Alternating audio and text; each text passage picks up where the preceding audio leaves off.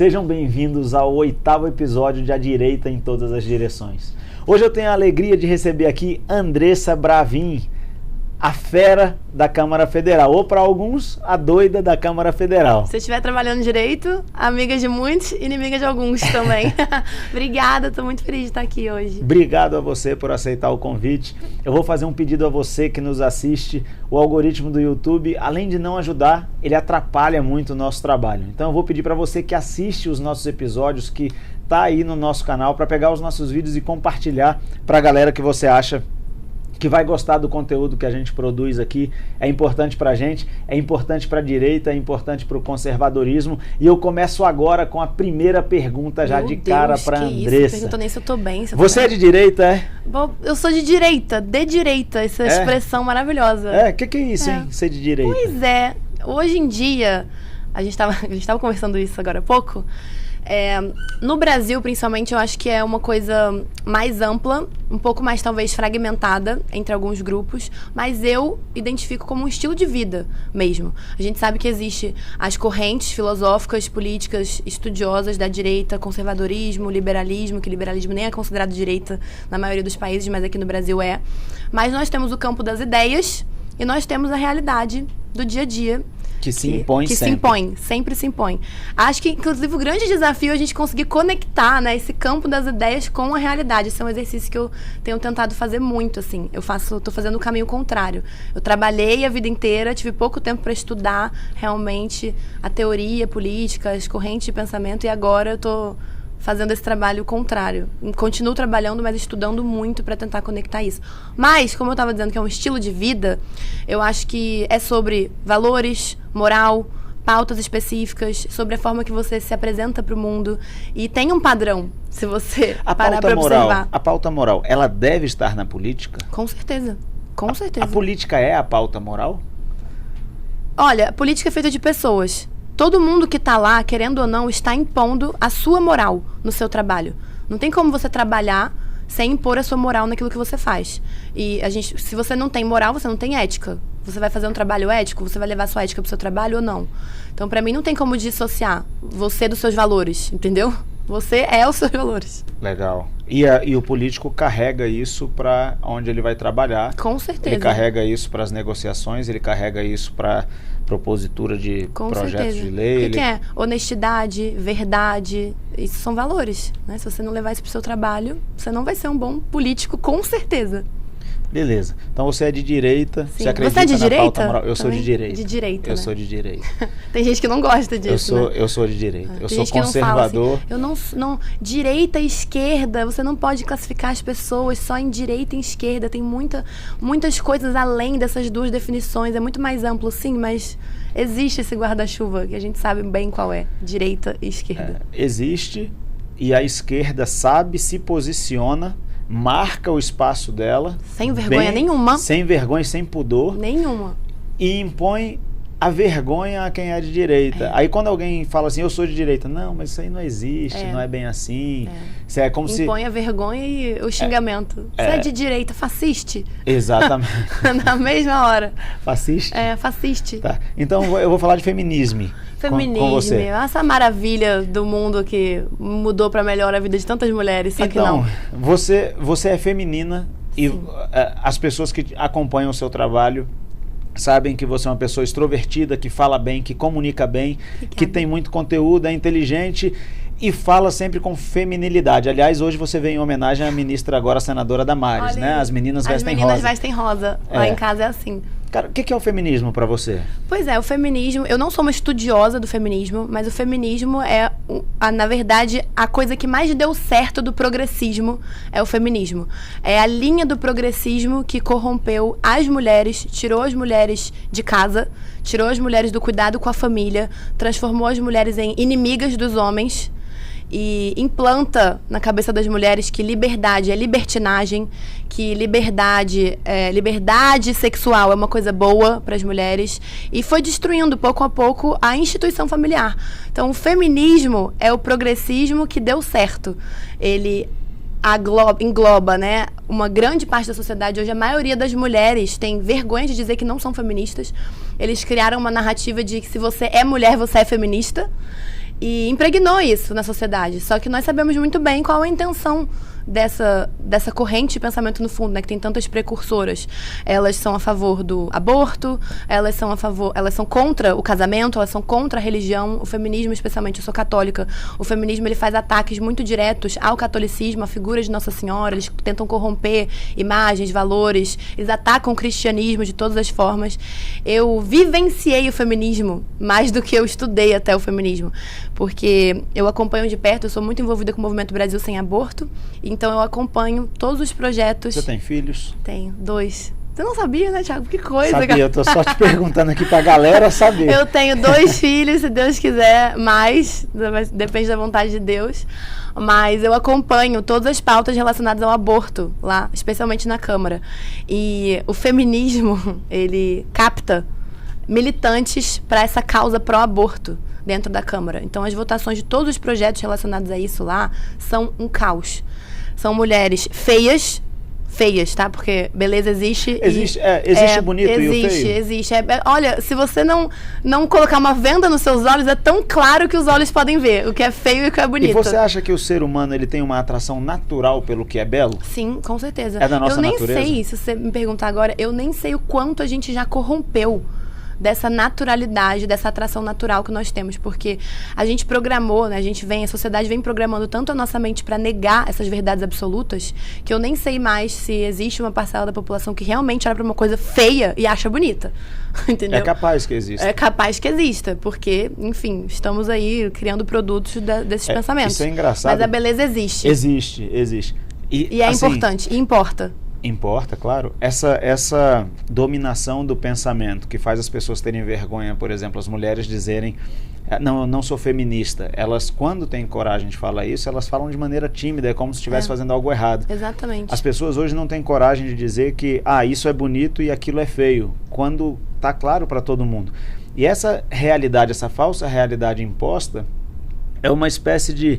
É tipo assim, acredita no que eu tô te dizendo, não acredita nos seus olhos. Não, mas isso é o que eles fazem. O tempo eles todo. querem que você negue aquilo que está diante dos seus olhos. Isso a gente pode entrar em várias pautas. Me veio até uma aqui perigosa na cabeça. Pode falar. Mas, não, o progressismo, ele quer que eu olhe para um homem, muitas vezes de barba, mas que está usando um vestido e fale que é uma mulher. Então, assim, está diante dos meus olhos a realidade e eles querem que eu negue a realidade, que eu negue a verdade em prol de uma ideologia. Ele pode se sentir uma mulher, mas o fato dele se sentir não muda a realidade de que ele não é. Sim, não muda a realidade. E você negar a verdade é um serviço prestado à mentira, como já dizia o professor Olavo de Carvalho. Mas, assim... Outro tema polêmico, professor Olavo de Carvalho. Mas pode prosseguir. Pois é. A gente fala dele daqui a pouco, ele é um cara especial. Ele é uma boa pessoa. Comecei agora o COF, né? O curso online de filosofia do Olavo. São mais de 400 aulas. Faço. Talvez até o fim da minha vida eu tenha terminado. Parabéns. Vamos ter muitas figurinhas para trocar. Então, assim, a gente nega... Eles querem que a gente negue a realidade. Quando você nega a verdade... Cara, quem é você no mundo, entendeu? Quando você nega a verdade, quando não existem mais verdades absolutas, quando tudo é relativo, o certo e o errado é relativo, a verdade e a mentira são relativas, depende da sua perspectiva, você vira um ser humano ali facilmente manipulável. Você não tem um pilar, uma base, uma estrutura, nada. Então você vira um produto de quem está no comando. Isso é muito perigoso, muito Eles mesmo. dizem o que é verdade. Eles dizem o que é verdade. Já que tudo é relativo, alguém vai apresentar a verdade. É o que está acontecendo agora com a tentativa de regulação das redes sociais. Sim. Eles relativizaram tudo e agora eles vão se apresentar para dizer para todos nós o que é a verdade. Sim, olha que coisa. Nós não temos discernimento, nós não temos capacidade de filtrar o conteúdo que a gente quer receber, quer ler, Eles têm que filtrar pela gente. Você acredita que eu falei isso? Quão incapazes nós somos. Eu falei isso da tribuna aqui desta casa. Eu falei, será que a gente não tem juízo e discernimento suficiente para saber o que é e o que não é? E nós mesmos filtrarmos, será que a gente precisa que o Estado diga pra gente pois o que é? Esse grupo de iluminados, eles sabem o que é melhor pra gente, a gente não. Isso é muito assustador. E mais assustador é ver a quantidade de pessoas que defende isso.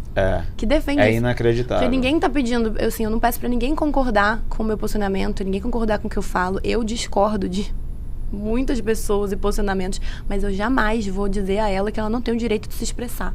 Exato. Sabe? Inclusive, eu acho que a maior chance, posso estar errada, mas eu penso que a maior chance que nós temos de chegar à verdade de um fato é com o maior número possível de perspectivas sendo colocadas na mesa. Então, assim, ó, roubaram esse pão de queijo.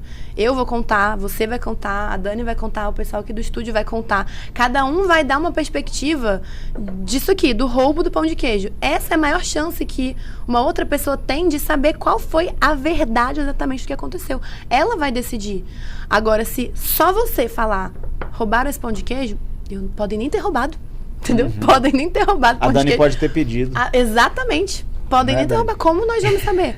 E a gente aceita ser refém, sabe? De um grupo de iluminados que vai decidir pela gente o que é a verdade, que vai decidir qual conteúdo a gente deve ou não receber. Isso é muito absurdo. É exagerado. Antes de entrar nesse grupo de iluminados, que eu quero tocar nesse assunto mais pra frente, você é mãe de dois filhos. Quer que eu saia daqui presa? Não, acho que por enquanto não. Não tem problema não. Mas, aliás, o PL que eu fiz menção aqui, dizem que ele não é da censura. Não é o PL da censura. Mas, não sendo o PL da censura, todo mundo que fala contra ele é censurado. É, impressionante. Para defender o PL da censura, censuram-se pessoas. Olha que ironia. É o PL da liberdade, mas você não pode falar contra ele. Porque se você falar, você é censurado. E agora a gente não está falando mais de pessoas comuns, como eu e você, cidadãos. Agora assim, é Google, o outro lá que eu esqueci o nome, que falou também, o Telegram. Aí os caras falam e eles são censurados. Imagina, se essas Big Techs estão sendo censuradas porque falam contra um projeto de lei, imagina você. Imagine nós, réis mortais. Acabou. Mas você... E a justificativa deles, né, para censurar as Big Techs é que era abuso do poder financeiro, né? Eles estavam... Eu falei, nossa, e a Rede Globo não? Não. E a Rede Record não?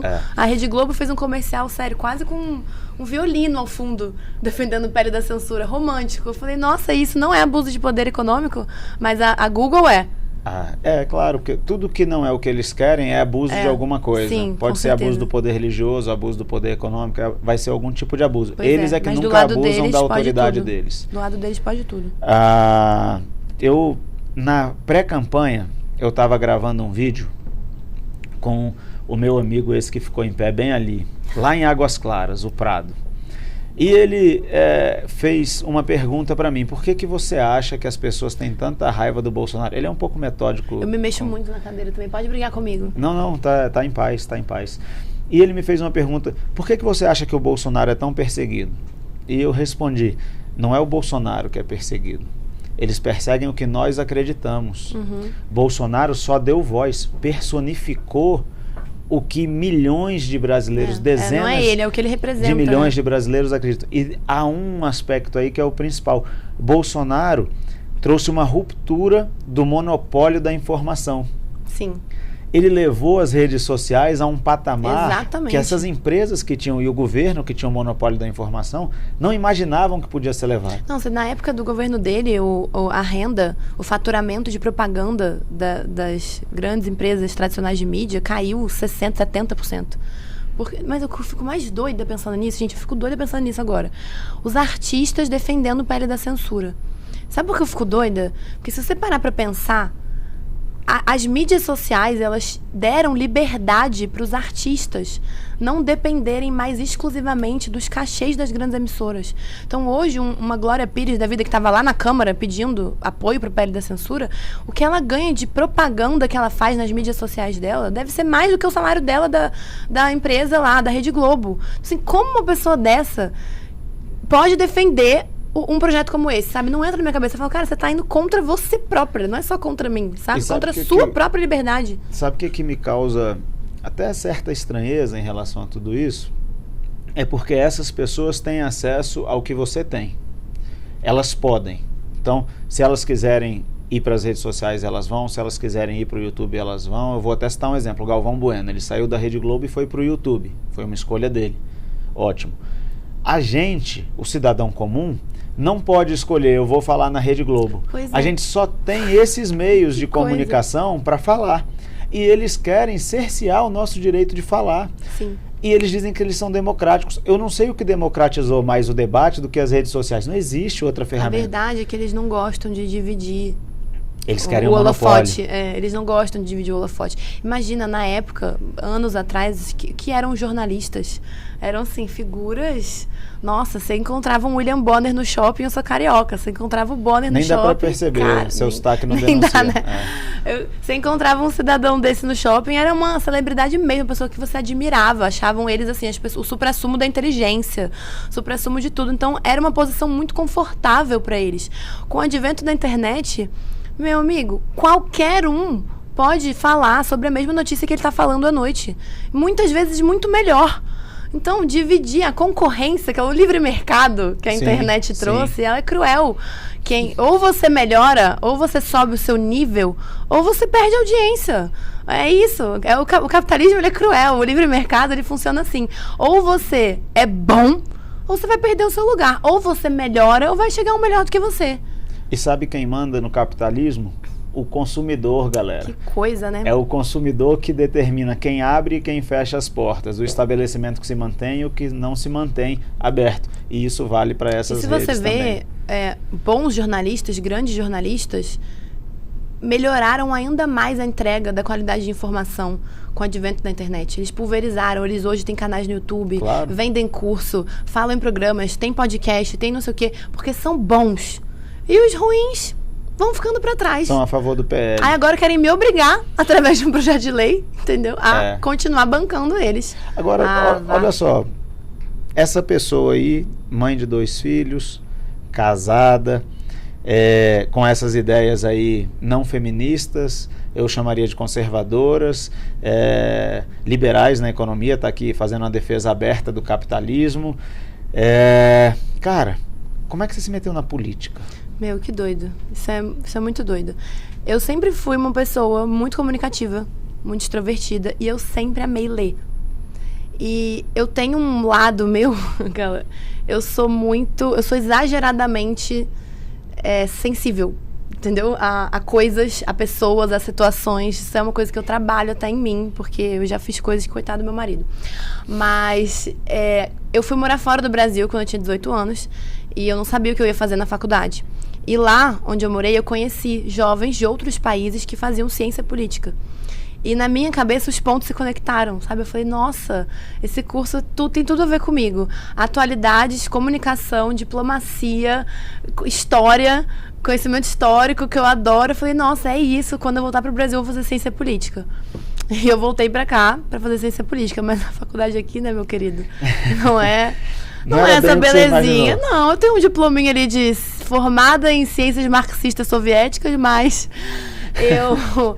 No primeiro semestre de faculdade, eu me candidatei para uma vaga de estágio, numa empresa de lobby. Eu queria já começar a trabalhar. Lobista. Lobistinha. E aí comecei com 18 anos a trabalhar nessa empresa de lobby. Então eu fui pro Congresso a primeira vez com 18 anos. Comecei a andar na Câmara, no Senado com 18 anos.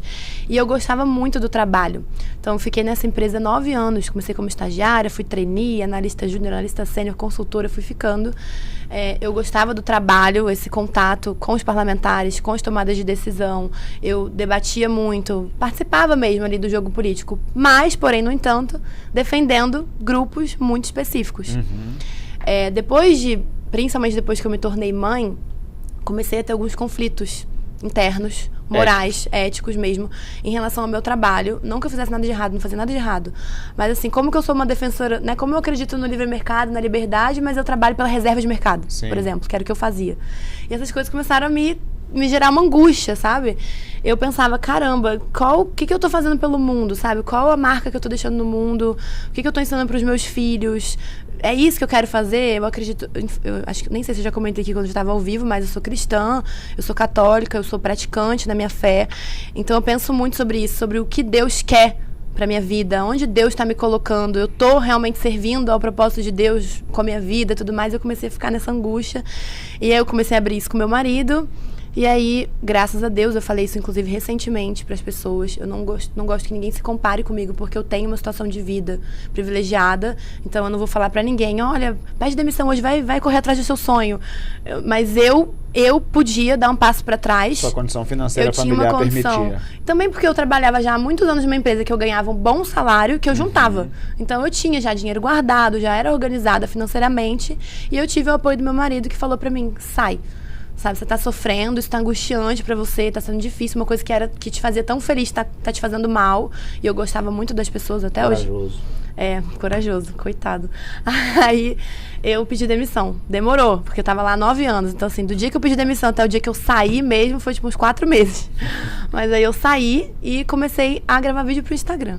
Foi muito doido, assim, porque eu não tinha Instagram antes. Comecei a gravar vídeo, não sabia bem como funcionava o Instagram, nem como funcionava essa coisa da internet. Mas comecei a gravar vídeo primeiro... Botou a cara e foi. Botei a cara e foi. Eu acho que eu tive essa sorte também. Como eu não tinha redes sociais antes, eu não sabia o mundo que era, entendeu? Eu abria meu celular e gravava como se eu estivesse falando aqui com você. Eu não pensava que um monte de gente estranha ia estar lá me vendo, entendeu? Sim. Mas isso foi bom por um lado. E aí comecei a gravar. Primeiro eu gravava sobre coisas mais técnicas, eu não me posicionava. Esse foi um bom conselho que você me deu na nossa live. Foi, você esquece. Falou, bota a sua cara aí, as pessoas querem ver sua cara. É isso mesmo, porque é isso que gera conexão. A gente perdeu muito isso, né, da conexão com as pessoas. E eu, ao contrário de você, não tenho essa facilidade. Não sei como. Essa galera que tá aqui atrás, eles tinham vontade de me matar. Gente, como bota pode? Bota a sua cara aí. E você é mó simpático, fala super bem. Mas eu sou tímido. Então eu tô aqui, não consigo nem parar de cutucar o dedo aqui, a gente tá conversando. É verdade. Você jura? Eu juro. Não parece, sério. Mas assim, você tem que esquecer que tem outras pessoas, entendeu? Igual a gente tá conversando aqui. O Prado fala isso pra mim todo dia, direto ele fala, meu irmão, para de pensar nas pessoas que vão ver lá e tal. Eu não penso, sabe que hoje em dia que eu penso um pouquinho ainda às vezes, porque eu acabo me expondo muito. Eu tava falando com a Dani essa semana, eu gravei uma sequência de stories contando coisas muito particulares da minha vida e tudo. E aí a Dani, gente, pra quem não sabe, a Dani trabalha aqui com o Thiago, eu tô me referindo dela toda hora, porque ela tá sentada ali, ela é minha amiga. Mas foi ela que nos apresentou, foi. Inclusive. E aí a Dani falou assim, nossa, adorei seus stories, foi muito bom. Eu falei, amiga, você não acha que eu fui muito sincericida? Porque assim, cara, eu abro muito, sabe, algumas coisas. E aí às vezes eu penso, cara, pra que eu falei tanto? Acho que eu deveria ter coragem não te falta, né? Porque você é feminina, mas é contra o feminismo. Você fala, eu sou de direita. Sim, com muito orgulho. Deus me defenderá de ser de esquerda. Aí você chega aqui e fala, não me formei em ciências políticas, foi em ciências marxistas soviéticas. Mas foi isso mesmo. Karl Marx, cara, tava lá, encarnado, tava dando aula pra mim. E isso tá acontecendo nas nossas universidades, à torta e à direita. Nas escolas. À direita não, só à torta. Mas deixa nas escolas também. Já que você é corajosa desse jeito... Lá vem. Ai, meu Deus, vou até comer um pão de queijo. Come aí. Então eu vou dar uma embromada aqui pra você mastigar e falar. Não vou embromar não, diz aí. Cara, governo Lula. Então a gente sai de 4 anos de governo Bolsonaro, um governo liberal, Paulo Guedes. Nossa, quando eu penso que a gente trocou Paulo Guedes pelo Haddad... Não, nem me fala. Sério, é só nessas horas assim que eu tenho vontade de ir embora. Mas eu não vou porque eu persevero. E um governo que defendia a família e as crianças. Pra um governo que agora defende o aborto e a ideologia de gênero. Legal. Cara, meu irmão, governo Lula.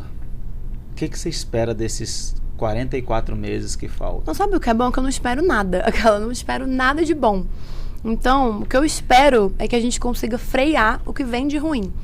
Eu não vou falar pra você, nossa, eu espero que, a inflação caia, o país prospere. Não vai acontecer. Entendeu? A família, o valor da família seja recuperado, que eu não espero essas coisas. Mas você acha que eles vão... Eu gostaria muito, tá? De ter uma grata surpresa. Eu não torço contra o meu país de forma alguma. Eu gostaria muito de ter uma grata surpresa, de me surpreender. Mas não é a expectativa. Mas não é minha expectativa. Então, o que eu espero é que a gente consiga travar coisas muito ruins. Tá. Ele iniciou o mandato dele achando que ele estava em 2003, quando ele assumiu o primeiro. E talvez por isso ele queira regular as redes sociais. Talvez esse seja um dos motivos. Porque todas as mentiras agora que ele fala, dele reverbera. Exatamente. E como ele é um mentiroso contumaz, né, o tempo inteiro as mentiras dele aparecem. O Congresso agora é de direita. E em grande medida formado por parlamentares que não têm vergonha. Eu sei, eu entendi o seu olhar. É de direita, mas não é tanto assim. Mas a gente tem parlamentares de direita que se qualificam como sendo de direita, que tem coragem de dizer, eu sou de direita. Você acha que a governabilidade que outrora foi feita por meio do mensalão, depois por meio do petrolão, você acha que ela vai acontecer e ele vai conseguir passar as pautas dele? Olha, eu acho que ele está tentando implementar esse mesmo esquema que ele conseguiu prosperar o governo dele, os outros 2 governos dele. Ele está tentando, né? Você viu, liberou 10 bilhões em emenda no dia da votação do PL da censura. Não funcionou. Não funcionou. Não deu tempo, entendeu? Acho que por isso que foi retirado de pauta, para ver se eles conseguem distribuir isso da melhor forma até o projeto ser pautado de novo. Eu acho que ele vai tentar implementar o mesmo tipo de política, o mesmo estilo de política, se é que a gente pode chamar isso de política, né? que ele implementou nos outros governos dele. Mas o que nós temos hoje de vantagem nem é só um congresso de direita, porque eu nem acho que nós temos um congresso de direita realmente. É um congresso de quê? Fisiológico? Como Cara, a todos os gente outros? tem algumas pessoas, a gente tem alguns parlamentares realmente, assim, que se posicionam e que não vão voltar atrás ali no posicionamento Um deles. exemplo. Ao Nicolas, que é uma pessoa que eu gosto muito, um cara muito bem posicionado. Marcel, que é um grande amigo meu, que é muito...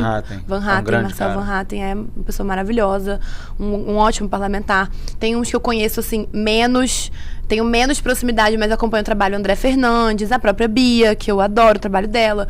Então, assim, nós temos bons parlamentares que trabalham muito bem, que são pessoas que nós já sabemos que não vão, assim, elas não se vendem. Elas entendeu? são fiéis Elas aos são fiéis, propósitos e aos princípios delas exatamente, próprias. eles não vão se vender. Mas a gente tem ali uma galera que surfou na onda da direita e que é volátil. Então são essas pessoas que a opinião pública não pode deixar de marcar em cima. Porque esses votos a gente ganha na pressão.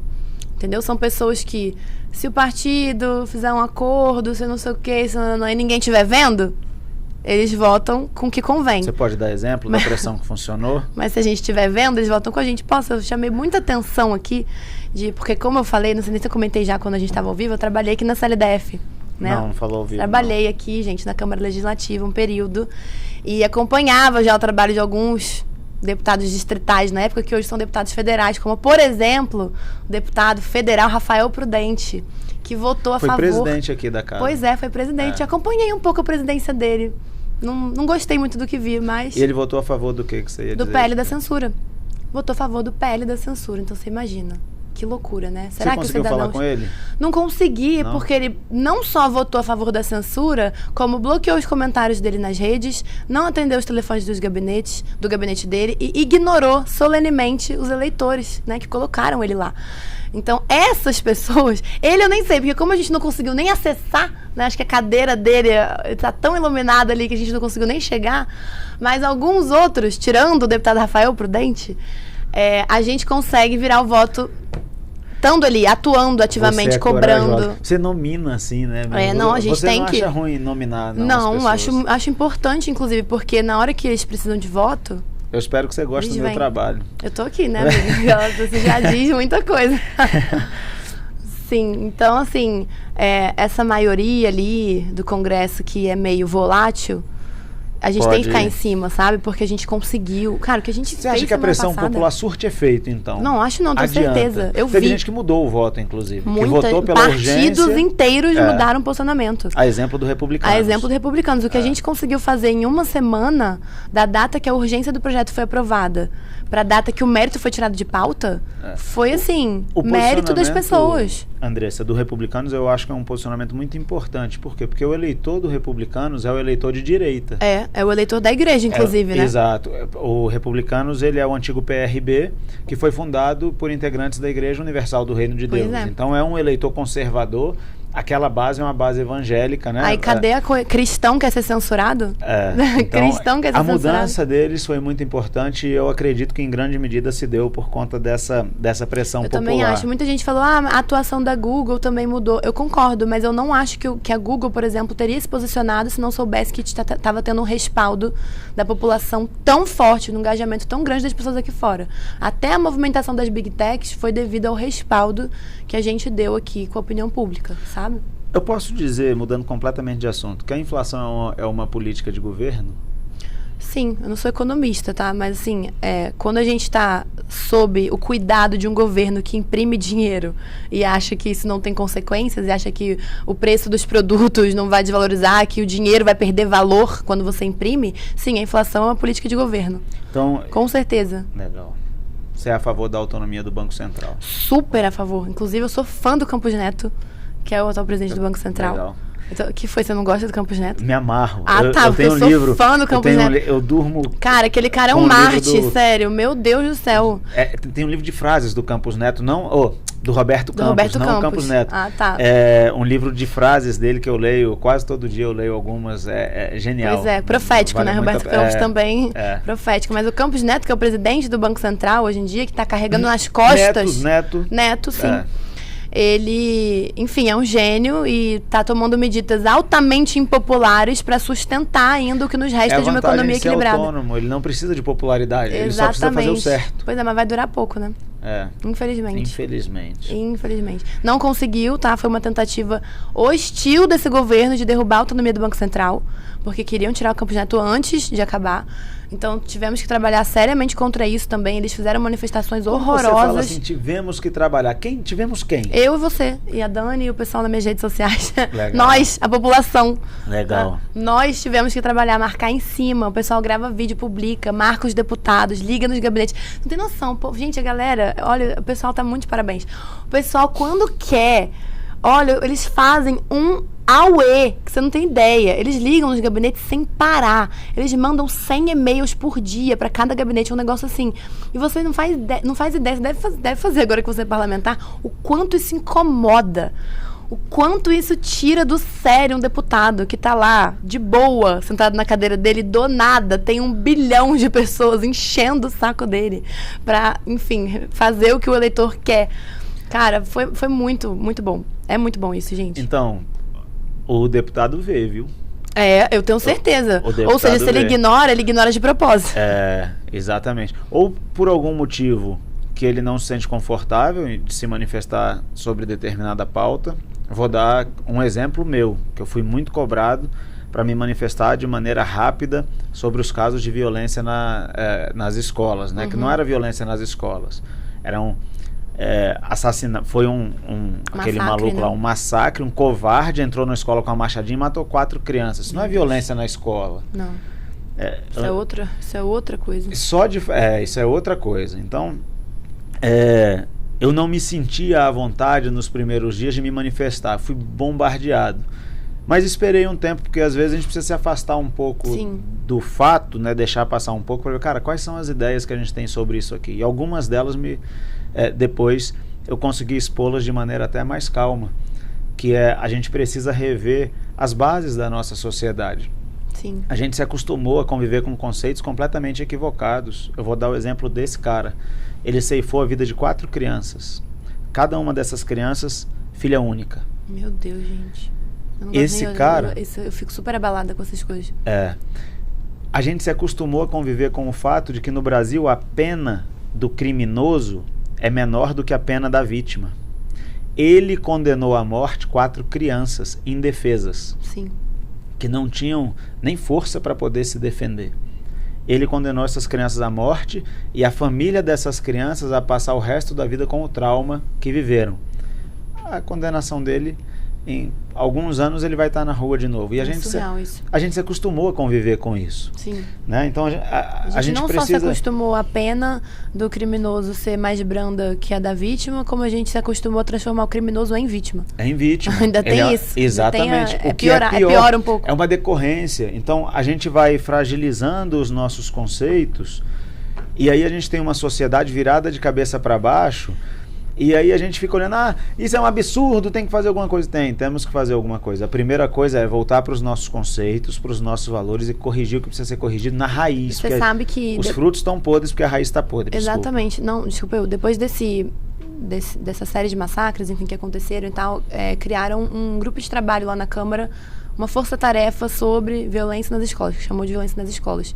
E são vários assessores, eu estou nesse grupo também, mas são assessores dos deputados que são engajados nessa causa, que são da Comissão de Educação, Comissão de Segurança Pública, para tentar entender realmente esses fenômenos e tudo mais. E assim, 99% dos estudos do mundo em relação a isso. Eu tenho aqui no meu celular notas do FBI, tudo em relação a massacres no mundo inteiro. Eles estão estudando massacres do mundo inteiro, não só do Brasil. Pessoal muito inteligente, muito nota 10. 99% dos massacres que aconteceram no mundo tem uma raiz familiar.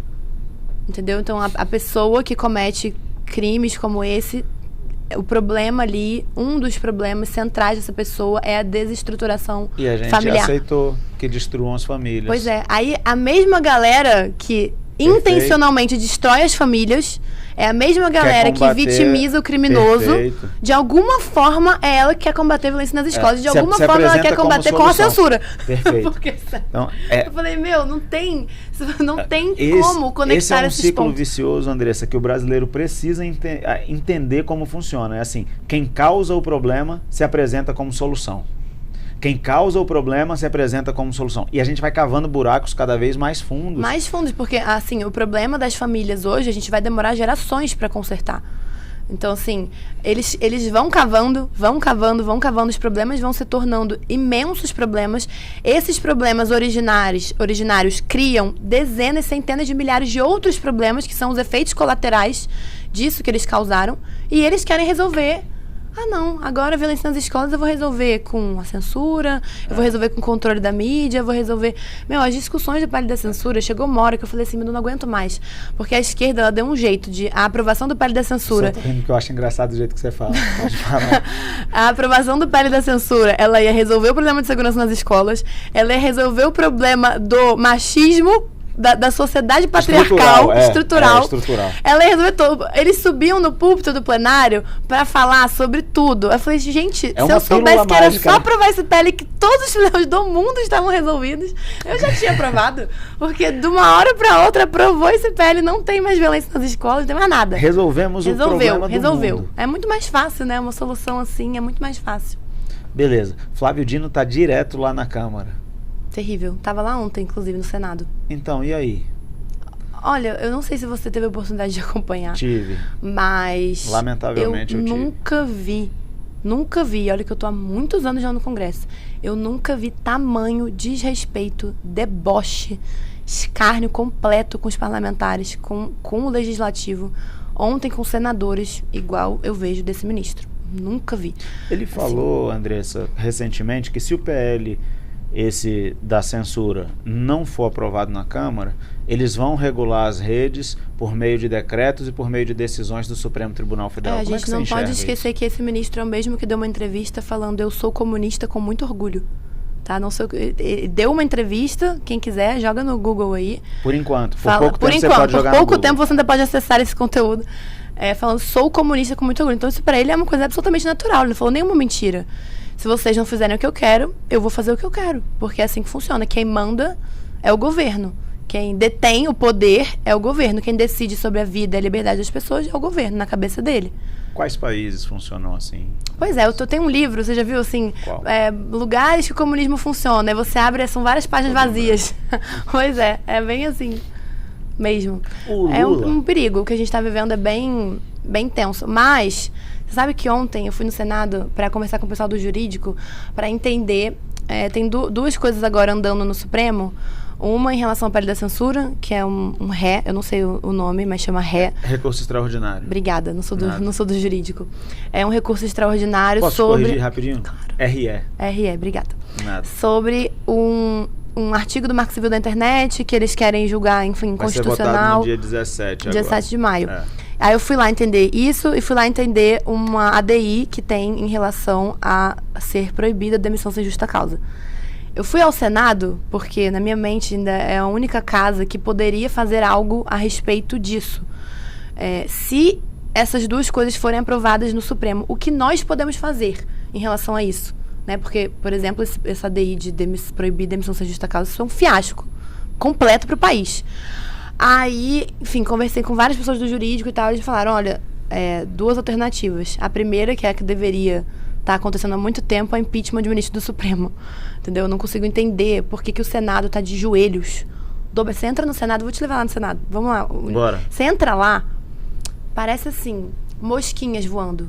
Sabe? A galera totalmente acuada, os senadores acuados, ninguém faz nada, todo mundo com medo, calado, um clima estranhíssimo. Então eu nunca vi uma casa legislativa como o Senado Federal tá assim tão dobrada, curvada ao Supremo como o nosso Senado de agora. Você acha que o Senado é submisso ao Supremo? Acho não, tenho certeza. Absolutamente submisso. Tudo bem que o presidente não ajuda, né, Rodrigo Pacheco, que é um pet do Alexandre de Moraes. Mas o resto do Senado, que poderia estar se impondo, tá calado também. Então, assim, agora, um ou outro ali que ainda levanta uma voz, se impõe sobre algumas coisas, mas a gente precisa de união para fazer algo acontecer.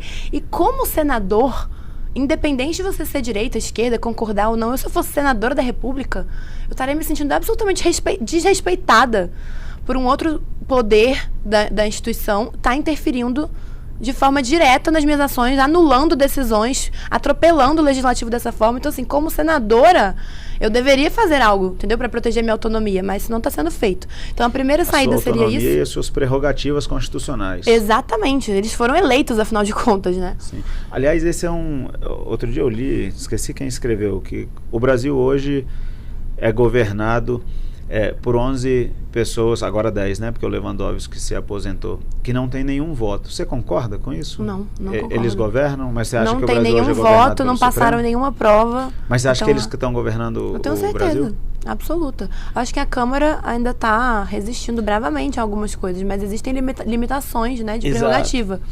Mas o Supremo está mandando e desmandando. A gente tem hoje 2 poderes. É um executivo trabalhando por meio de decretos que a gente depois derruba na Câmara quando consegue, e o Judiciário. O Legislativo está sobrevivendo, entendeu? A Câmara está resistindo bravamente e o Senado está dormindo. E o Legislativo nasce como representação do povo. Sim. Quando a gente diz que o nosso Legislativo está morrendo, a gente está dizendo que o nosso povo não tem mais voz. Sim. E a gente está dizendo que o próprio Estado de Direito, na sua concepção originária, está ruindo no Brasil. Sim. Eu fico triste de fazer essa pergunta, mas você acha que a gente está o quão perto de se tornar uma Cuba ou uma Venezuela?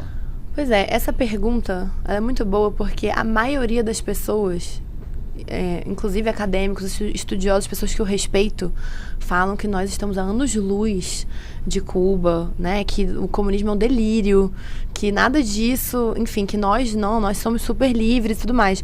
Mas o que eu sinto como produtora de conteúdo nas redes sociais, o que eu sinto como cientista política, o que eu sinto como uma pessoa que atua no Congresso Nacional, que estou lá na Câmara toda semana, é que nós já estamos vivendo uma ditadura velada. Porque muita coisa que acontece lá é só encenação, é um teatro. No final das contas, a gente não tem voz, porque o que a gente aprova lá, o Supremo pode simplesmente anular. E não tem ninguém que faça nada contra isso. Então, assim, é um atropelo completo das nossas liberdades, é um atropelo completo das etapas, né, da democracia mesmo, de aprovação de projeto, depois sanção, o judiciário atropela o que ele quiser, ele passa por cima do que ele quiser, em última instância, tudo vai parar no Supremo Tribunal Federal. Então, assim, nós estamos reféns de um sistema mesmo. E agora, ainda vão entrar 2 novos, né, iluminados ontem, inclusive hoje, eu vou até depois ver se foi tirado de pauta, eu também estava no Senado para pedir que senadores apresentassem um requerimento de retirada de pauta do PL do Zanin.